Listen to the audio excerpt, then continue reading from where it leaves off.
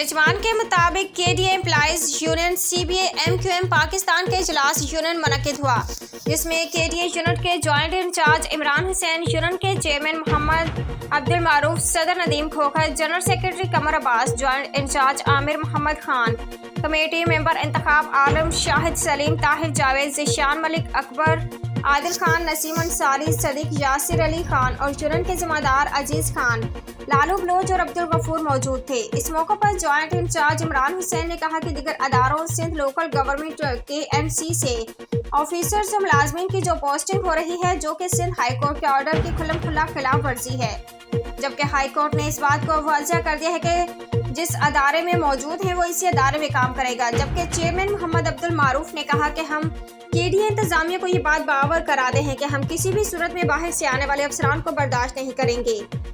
KDA 2016 में सिंध के सूबाई असम्बली से एक एक्ट के जरिए रिवेल हुआ। इसमें ये बात वाज़ेह है कि हमने KDA को 2002 की पोजीशन पर बहाल किया।